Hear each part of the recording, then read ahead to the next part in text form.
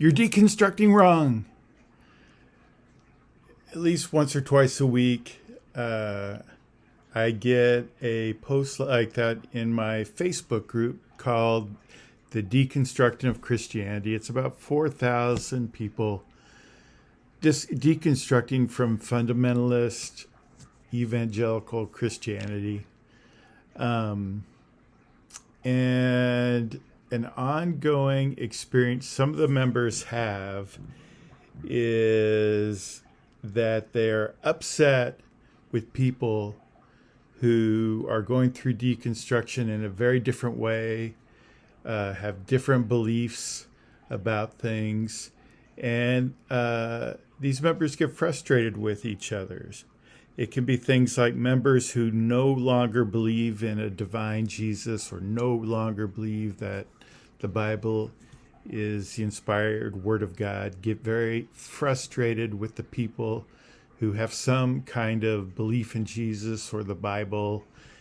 Jesus and the Bible is still a very active part of their spirituality at some level, and they just feel like that is not deconstruction. Or some members have become agnostic and atheist and just cannot believe some people still believe in God or spirituality or metaphysics, and get very offended if those alternative or opposing beliefs are expressed in response to one of their posts. And it goes vice versa. People who still believe in Jesus get upset of people who have completely rejected Jesus and feel like that's not justified, and they feel like the other people are deconstructing wrong. And what's really interesting, at some point as you read the comments, someone will say, well, there's a Facebook group where everybody believes just like you do. And then that person might respond, that's what I need. And a couple other people will be, what's that Facebook group? And which is great. Join all the Facebook groups you want and listen to all types of people. But the thing is, do we want deconstruction just to be moving from one kind of extreme to another extreme? Do we want to move from one echo chamber, just swing on over to this other echo chamber? Is that really what we want our deconstruction experience to be? So I'm going to ask you 5 questions here. Just if you're sometimes feeling like all these other Christians are deconstructing wrong and I just can't tolerate it. Let me ask you a few questions. The first one I've kind of already touched on. Are you just going from one extreme to the other? Here's the truth. All extremism is very similar. And in my opinion, it's the extremism that is the real threat.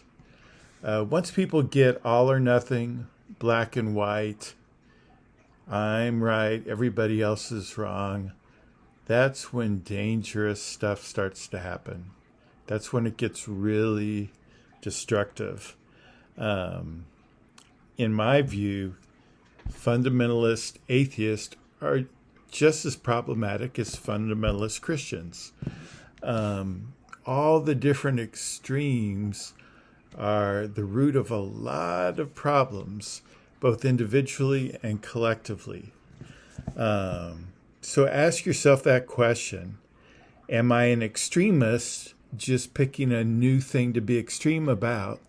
Or am I really trying to look at all these extremes, see the truth in them, and truth is almost always in tension of the extremes. There's truth in this extreme, truth in this extreme, truth in this extreme.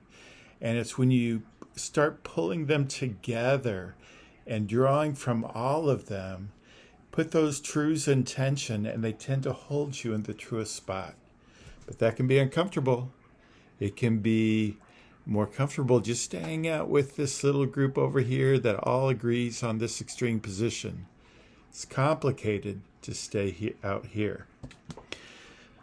Second, do you understand that we're all in process? I've never personally met anyone where deconstruction from their evangelical or fundamentalist Christian faith was a one-step process. I would say that's never the case. You may think it's the case if you're just on step one. You may think, oh, I've made the move from here to here. This is my final resting spot. But really, if you're for most people, as we continue to ask the questions, as we continue to open up, as we continue to get curious and listen to other people, it's an ongoing evolution. Sometimes I miss the certainty of a denomination, of a creed, of a belief system. I miss kind of the way it just puts blinders on you and you just kind of focus down this narrow thing. And but that's just not reality. That's why we're deconstructing. We face that life is more complicated than those narrow, simplistic, dualistic belief systems. We're going to open up and we're going to make the complicated journey that gets us closer to truth. Third, are you able to remember that people deconstructing have gone through traumatic experiences? They're examining and letting go of these deep, heartfelt beliefs that are agonizing to let go of, threaten so many things in their life that their life is built on foundationally.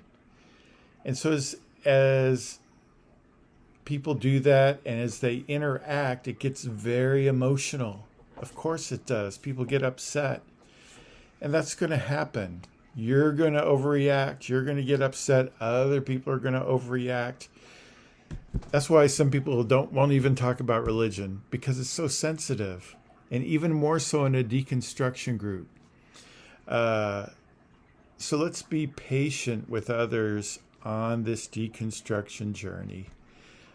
You're going to need grace. They're going to need grace. We're going to overreact. Oh my goodness, I've overreacted so many times, it's ridiculous. 4, we're going to move through many beliefs. Everyone else is moving through many beliefs, and we need that diversity.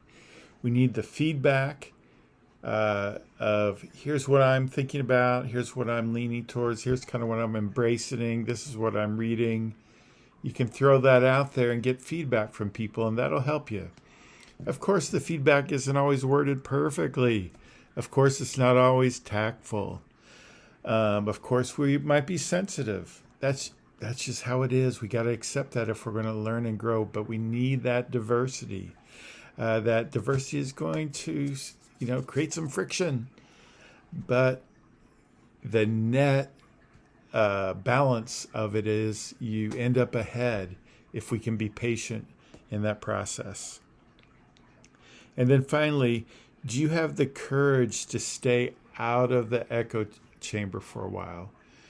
Sure, you might want to have times where you're with some really like-minded people, where you can just enjoy kind of digging into a shared belief and really getting into the details and nuances of it in a way you can, where two like-minded people kind of go to town on a certain shared belief. But boy, don't we know, those of us in evangelical Christianity, fundamentalist Christianity, we know the echo chamber is dangerous. And humans by nature, we're kind of a clannish people. We kind of want to reduce our world to 50 or 60 people, and there's reasons for that, and there's reasons that made sense for much of human history. But we're in a unique time in human history where we can open up, we can be exposed to more, and really where we can no longer be satisfied just being in a group of 50 or 60 people who've all drank the Kool-Aid, and it just doesn't work. It just doesn't work for so many of us. All right. So the bottom line is we're all deconstructing wrong. We're all deconstructing right. We're making new discoveries. We're making mistakes. People upset us. We upset other people. It's a very emotional process. It can be very upsetting, but it can also be freeing. It can also be eye-opening. It can also be transformative. It can also open doors to new people and new relationships and beautiful new ideas. It's a net gain in a big way. It really is.